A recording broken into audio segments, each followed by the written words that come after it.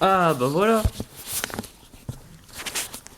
Ça, je vais mettre une petite gomme pour le support.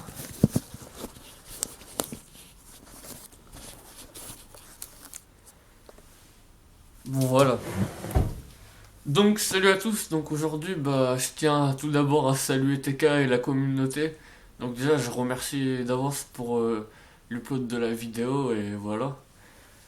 Du coup, je voulais réagir par rapport à la dernière vidéo conseil de grand frère qui avait été faite parce que j'avais mis un commentaire sur ce qui m'était arrivé bah, dans les commentaires, c'est évident. Et il y avait beaucoup de personnes qui avaient réagi. Et ouais, ça m'a fait plaisir. Mais j'avais pas tout raconté comme c'était un commentaire. Du coup, je voulais raconter un petit peu ce qui m'est arrivé. Donc je tiens à m'excuser si je me répète un peu, mais voilà quoi.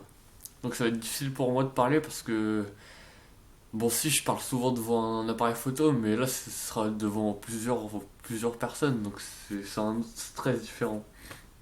Donc j'espère que vous allez accepter que que j'ai un peu du mal à discuter bah, devant vous quoi. Donc pour commencer, j'ai commencé, pour ma part, j'étais en couple en 2015 et ça s'est terminé en fin 2016. Donc non, ouais, ça a commencé en début 2015, en fin 2016. Du coup, ça aura duré environ 2 ans si j'arrondis.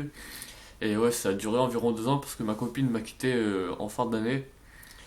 Donc j'avais prévu de plus parler d'elle et je m'étais fait la promesse, mais je me suis dit que ça pouvait porter, d'en parler, ça peut apporter du bien à toutes les personnes que ça arrivera, ou justement à toutes les personnes que ça va d'arriver. Donc pour ma part, quand ma copine elle m'a quitté, ça m'avait fait extrêmement mal. Pendant 3 semaines, et là vous pourrez dire fragile, vous pouvez m'insulter, je m'en fiche. Comme il y a certaines personnes qui sont habituées à faire dans les commentaires, donc je disais, pendant 3 semaines, je pleurais tous les jours, tous les soirs, mais sans cesse. C'était un truc de dingue, j'avais souffert, normal, c'était ma première copine. Et ce qui m'avait le plus perturbé, ce qui me perturbe aujourd'hui, mais pas de la même façon qu'au début, c'est que, comment dire, elle m'a quitté, mais sans donner de raison valable. Elle me disait qu'elle avait plus le temps d'être en couple, donc que ce soit moi ou une autre personne, ça aurait été pareil, ça serait arrivé, peu importe, taquet. Et c'est là dans ma tête où je me dis il y a quelque chose et que ça me hante encore un peu. Parce que je me dis c'est pas normal de quitter quelqu'un de cette façon. Après je respecte, hein, je vais pas lui mettre les menottes et la forcer à rester avec moi, et ça je pense que c'est une bonne chose déjà. Mais à l'heure d'aujourd'hui, le fait de pas avoir les réponses que j'ai voulu avoir et dans la façon dont ça s'est terminé, ça me hante encore.